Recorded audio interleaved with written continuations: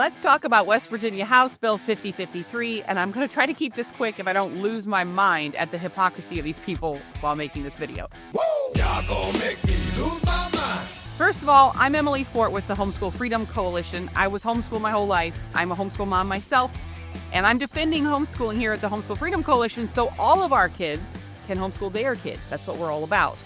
That's why we're very concerned to see House Bill 5053 be filed in Charleston. This bill was filed. I'm so tired of having to say this. This bill was filed by Republicans, of course. This bill was filed by 4 Republican delegates. And it says that if your family is involved in a truancy issue with the public school system, you may not be allowed to homeschool for 90 days. So 90 days, 3 more months in the public school system after you've decided to homeschool might be required of you. Now, they worded this so terribly. This bill was written on purpose to target parents in the pre-petition stage of truancy proceedings, meaning they haven't filed anything with the state, no one's gone to court, there's no actual charges yet, but they want to catch you in this net anyway. And the legislators are claiming that parents are using homeschooling as an easy out when facing truancy allegations.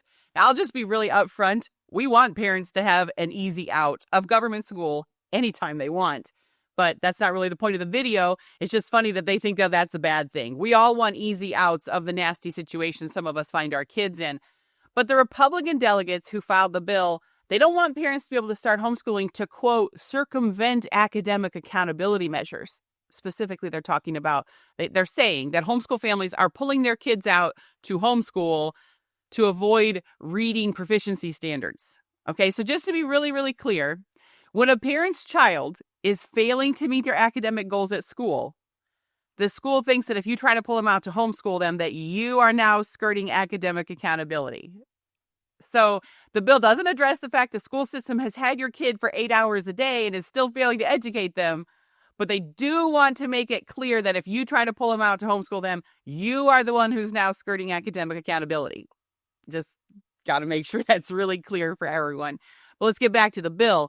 This bill intentionally includes that pre-petition stage before anything's been fully filed in court, which means that if there's an attendance dispute and you're like, they're not listening to me, the teacher's still bullying my child, or the bully is still sitting next to them, or, they're still not getting the help they were promised, and you decide this isn't working, I'm bringing my child home, they can now tell you that no, your child must stay in that chair for 3 more months because they're in charge. That's essentially what the bill would do, is you have a 90-day wait because they think that they actually said this in the bill. The Republican politicians said that some parents are using homeschooling as an easy out to avoid these truancy consequences or to get around these reading requirements. But notice how when we want to take responsibility for educating our own kids, it's easy. It's an easy out. Unless we expect them to do a good job educating our kids, then it's a very hard job. And we should have understanding for what they're going through. And we should have really low expectations and not hold them accountable at all to the fact they can't get the job done. But homeschooling is the easy out. So that's how the game works. We homeschool because it's the easy way out. Taking this responsibility on ourselves and investing the time and energy into our kids is the easy way out. Of course, the bill offers no solid data to prove that parents are actually removing their kids to take the easy way out and avoid academic accountability in any widespread way. Meanwhile, we know as well, nationally and in West Virginia, the number one reason parents are choosing to homeschool in the first place is not because it's the easy way out or they're trying to avoid academic accountability, which, again, that should be on the people who are teaching them 8 hours a day. But the real reason parents are pulling out is concern about the school environment, their kids' safety, and bullying, and drugs, and classroom chaos, not to mention the content of what they're learning. So under this bill in West Virginia, if your child is struggling or unsafe, and they decide to kick off a truancy dispute, you wouldn't be allowed to remove your child to homeschool for 90 days. That's 3 more months in the same environment, now with teachers who know you're trying to pull your child out. And here's just the icing on the cake. The more I was reading this bill, I just losing my mind. This bill blocks you from withdrawing to homeschool if you're in a truancy dispute, right? You may start homeschooling for 90 days, but you could immediately withdraw if you wanted your child to go to a micro school or a learning pod or use the Hope Scholarship. So if you decide to do any of those other options, you're not taking the easy way out and you're not skirting accountability, you can still leave the public school. You just can't start homeschooling. See, that's how the game is this tells you how targeted this is. This tells you they want you to stay in any form of education where they're still in charge.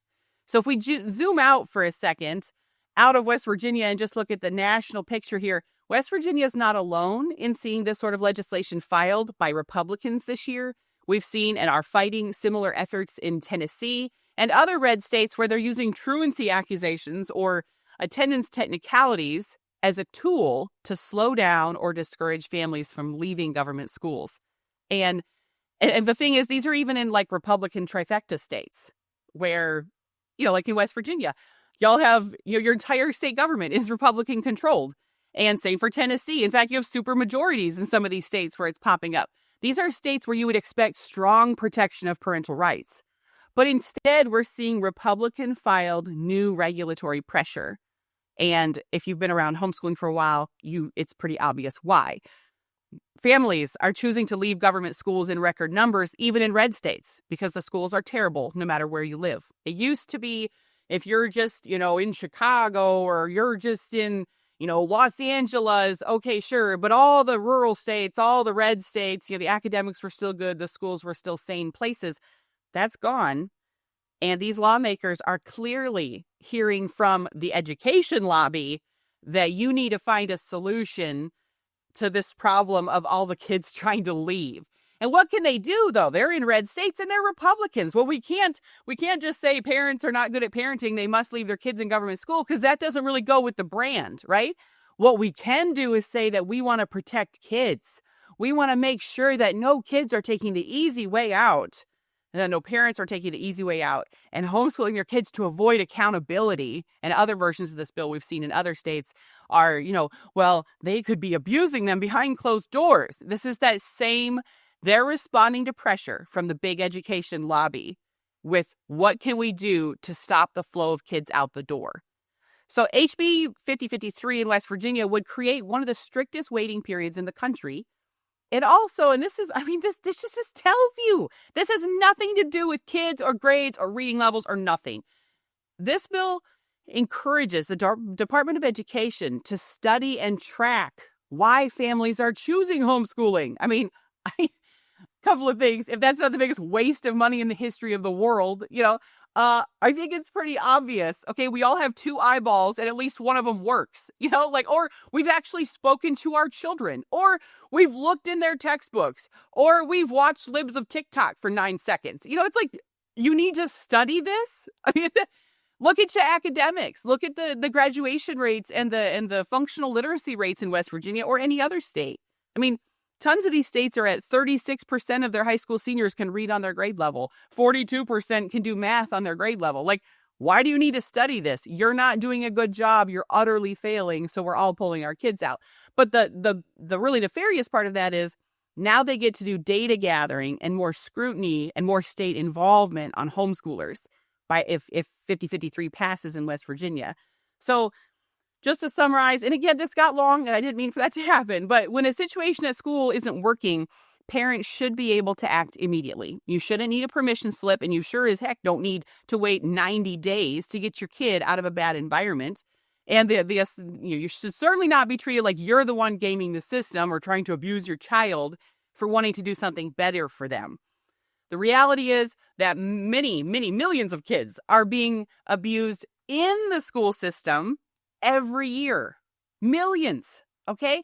They're being assaulted. They're being verbally abused. They're being bullied. They're being bullied by teachers. They're being sexually abused by other students. They're being sexually abused by school staff. They're being exposed to pornography and drugs. They're abjectly miserable. It's like many of these parents are homeschooling so they can rescue their child from an abusive government school system. Okay, that's fundamentally what this is about. That's the reality on the ground. This is just what can Republicans do for the big ed lobby to stop the flow of children leaving government schools because they're being abused and failed in those government schools. If you agree with us at the Homeschool Freedom Coalition that parents, not just families, parents, not bureaucrats, not some social worker or truancy officer, but if you believe that parents should decide when it's time to bring a child home, you need to take action in West Virginia to speak up against 5053 right now. I believe when I'm recording this video, I don't think it'll get on the page in time for the Education Subcommittee meeting that is on the 12th. But whenever you see this, immediately take action. Send the message. I've got a link below. Sign the petition telling the legislator, especially those delegates, that this bill has no business being filed in West Virginia. Send the message that West Virginia parents are not going to be locked into a system for 90 more days when their child needs something different. So go sign the petition, share this video, and stay free, stay the course.